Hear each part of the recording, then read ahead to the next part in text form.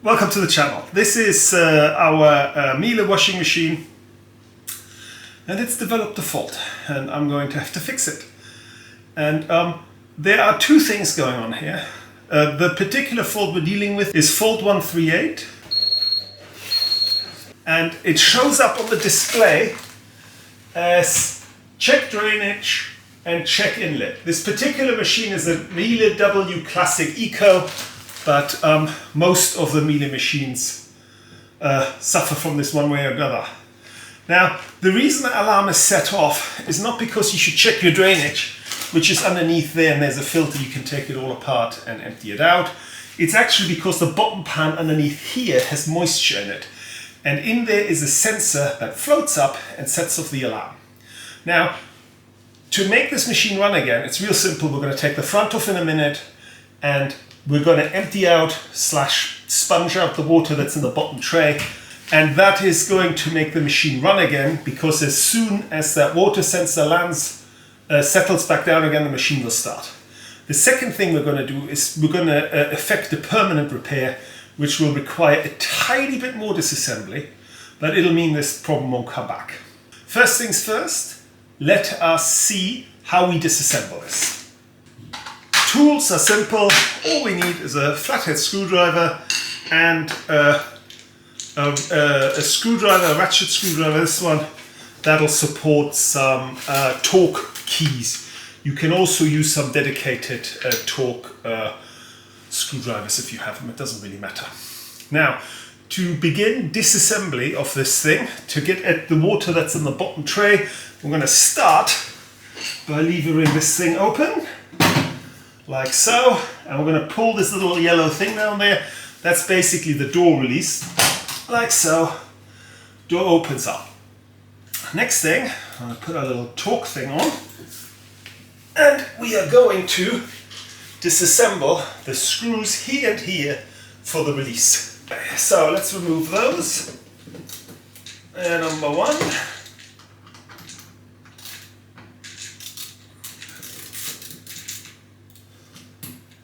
Like so. Number two.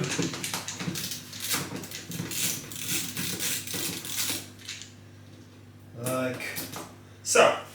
Now these are easy to remember because they have a rubberized coating on them, and so we know where they are going back. Next, we are going to take our trusted flathead screwdriver, and we are going to lever out the metal seal ring that is there. There's a spring at the bottom, and we have to be careful here that we don't ruin the seal, so this has to be done a little bit with caution. So what we do at the moment is we take our screwdriver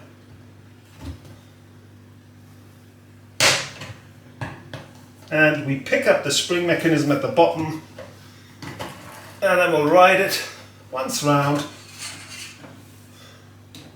until we can remove it. Now this is big and round, we're not going to confuse that either, so that's nice and simple. Next, we're going to remove this seal by just twisting it over, like so.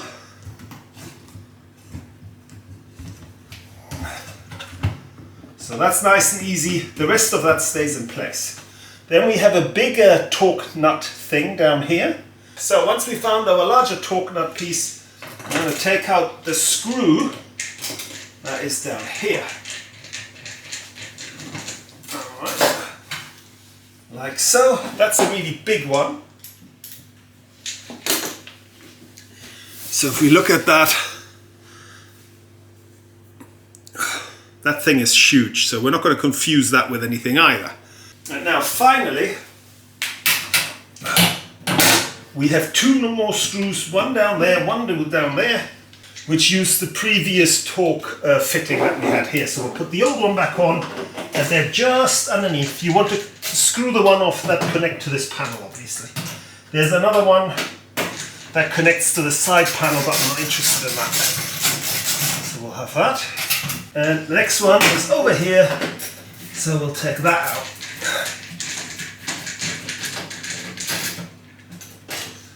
Like so. And they are nice little screws this time without a rubber grommet, so we're not going to confuse those with anything either. We're then going to remove the front by lifting the bottom out, the front drops, and we'll put it aside. We'll also retrieve this thing that got unhooked. Let's put it back in place. Right, so now that we are in the guts, so to speak, I think it's high time we're turning off the electronics. Okay, so we are now looking at the rear of the washing machine. Up there's the drum, you can just see the rubber seal, and down there, this guy here, that's the swimmer. Now in that is a bit of, I think it's styrofoam, and as you can see down here is the water. And when the styrofoam floats up, the alarm sensor goes off, and we get that annoying error. The thing to do now really is unsophisticated. We're going to take a sponge and we're going to get all that water out of there. Now I reiterate, you should really have the power off and you should have the machine unplugged. So let's get the water out. So this is the amount of water that we got out. This is what is that, maybe probably 2-3 liters. And you just pour that down the drain. Now we can have a look back inside, and the standing water is gone. There's a little bit of moisture, but I actually think that'll do just fine. So we will now reassemble the front of the machine. Okay, so first things first, let's stick the front back on. Now, thing to remember here, we have this little orange emergency open. We will have to feed that back through the hole that's designed for it, which is over there, I believe. Then we'll have to open this up, hook at it up from below, and then when that is in place, we push it back, like so. And because this is the first time we've been in this machine, I'm going to start with the screws for the release, because I don't want that to fall down after we've assembled everything else. So we'll do one. These are the screws that have the plastic or the nylon washers, like so. Next we'll do the 2 screws that go at the bottom. Make sure that our release is accessible. After that we can close the little door.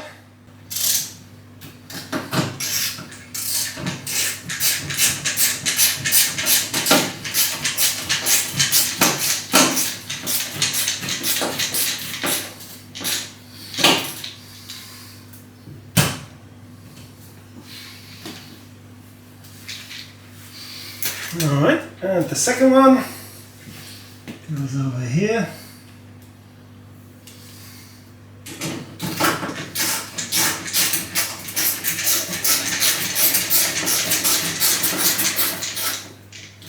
Right, and we then take the big screw that goes in that hole over there.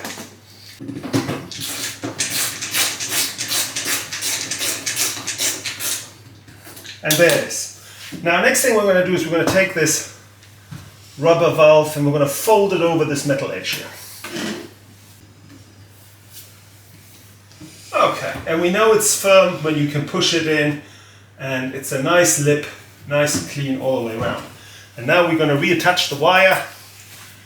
Now this is a little bit finicky, and we're going to start here, over here on this side.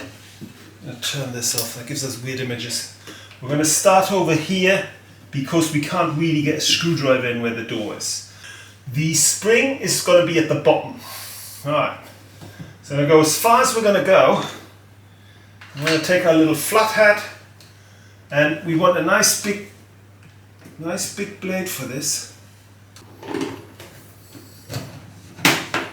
And that's it. Right, now we're going to check it's in place everywhere.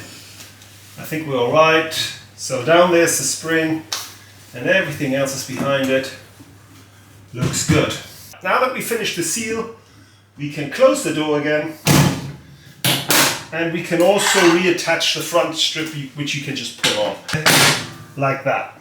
Okay, now moment of truth. We've turned the power on again, we turn the power on here, and we have cleared the error, and we're back to the beginning. Now this is a temporary fix, because of course that leak is going to continue. After I emptied this thing out for about the 3rd time, we have had a bit of a hunt for the problem, and I've actually taken the side panels off And I've surrounded this machine with the kids with torches, and I let them look for a water leak for about an hour with strict instructions not to stick their hands or fingers inside. And there wasn't any leak at all until we got to the spin cycle. And what happens is at the very top, the internal drum is inside an external drum. And on the external drum are a number of entry points. You have a couple which are below, but because they drain down, the chance of a leak there is unlikely. But there's one above, right about in the center of the drum. And when the spin cycle starts and the whole cylinder starts vibrating, it is actually spring buffered. That front nozzle becomes loose and then water squirts out of there. And we're going to locate that now. And we're going to replace it with a part that I bought from Miele online for about £25. And for those, I'll hold it up to the camera and then you can see what it's called. Alright, so first replacing this is easy. All we have to do is take the top of the machine off, and that doesn't require more than 2 screws. We are now at the side of the washing machine. Here's the front, there's the rear, and up here is a little tab. Now this actually looks like it's molded into the front lid. It isn't, and if you take a nice kitchen knife, it's easy to lever it out. So underneath that is a torque screw, and we'll just stick our screwdriver in there and give it a twist.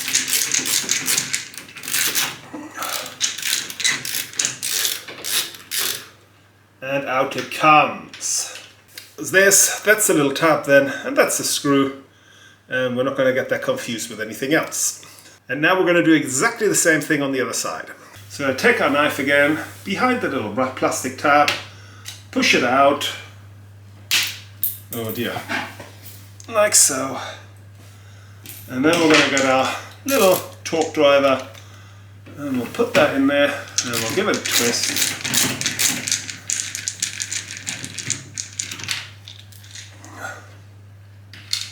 Out it comes. It's exactly the same as on the other side.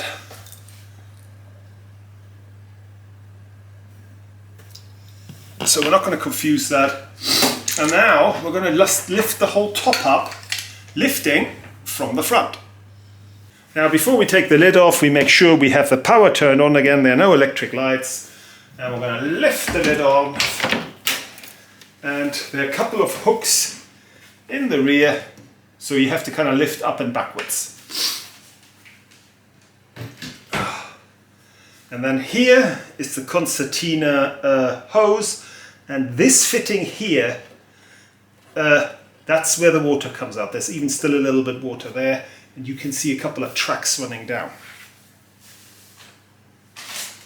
Now I had contemplated replacing this or putting silicone in there or something, but this whole drum vibrates quite violently.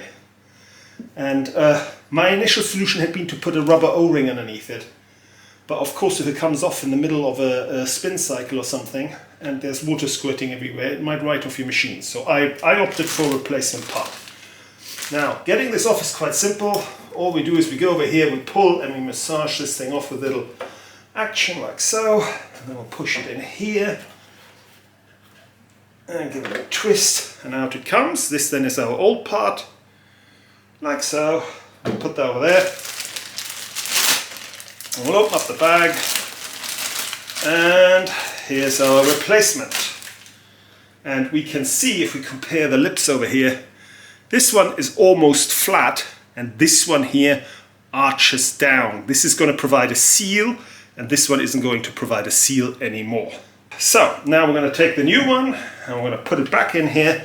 I'm going to avoid using washing up powders, washing up liquid, and stuff like that. I'm just going to see if I can squeeze it in there. And that was it already. Okay, so now that we have this in, I'm going to check that we have a nice seal here. It's not going to come out. I'm going to give it a tug. I'm going to give it a little wiggle just in case the rubber has not expanded. And I'm going to go one step further. And I'm going to look down here, and I'm going to make sure that I have a nice clean passage all the way to the inner drum, which I have. So in other words, the seal is not bulked up at the bottom and hasn't engaged the sides. Next, we're going to give this a twist over, and we're going to reconnect it over this thing over here. I'm going to do the same thing we did when we took it off. I'm going to work it over by giving this a twist. And that, I think, is going to be more than adequate. Yeah, that's not going anywhere. I think we're pretty confident here, aren't we? So I'm just going to reassemble the lid, and that is the end of it for us. So we'll put the lid back on. So we have these little gaps over here in the corner, and they engage with these two here. So we'll upright it, slide it into position, and down in the front.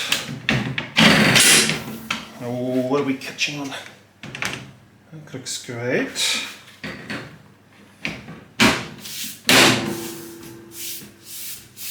Right. And now we're going to replace the screws at the side again.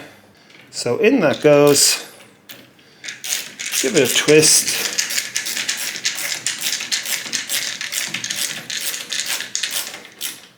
Like so. And put the little rubber grommet on. Like so. Okay, so same thing again. We attach our screw here. Give it a twist.